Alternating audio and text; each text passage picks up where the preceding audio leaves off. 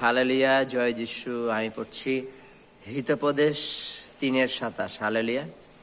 এখানে লেখা আছে, যাহাদের মঙ্গল করা উচিত তাহাদের মঙ্গল করিতে অস্বীকার করিও না, যখন তাহা করিবার ক্ষমতা তোমার হাতে থাকে। Hallelujah, hallelujah.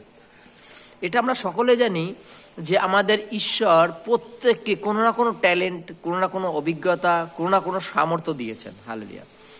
এবার প্রশ্ন, যে সমস্ত লোক বা যে সমস্ত সন্তান যাদের কিছু প্রয়োজন, যে প্রয়োজনটা মেটানোর মতো ক্ষমতা তোমার হাতে আছে, যেমন উদাহরণস্বরূপ কেউ আর্থিক দিক থেকে দুর্বল তাকে কিছু আর্থিক দিয়ে সাহায্য করা, কেউ বিজনেসের দিকে দুর্বল তাকে বিজনেস দিয়ে সাহায্য করা, কেউ মানে বিজনেসে কম বোঝে তাকে অবশ্যই তাকে হেল্প করা উচিত, কেউ মানে পারিবারিক টেনশন নিয়ে একটু দুশ্চিন্তায় থাকে তাকে একটু ভালো কথা বলে তার মধ্যে জ্ঞান বুদ্ধি দেওয়া, সংসার কীভাবে চালাতে হবে মেনটেন করবার দায়িত্ব।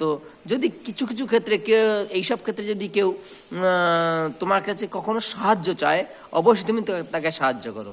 কিন্তু আমরা জগতের লোক কী করি জানো?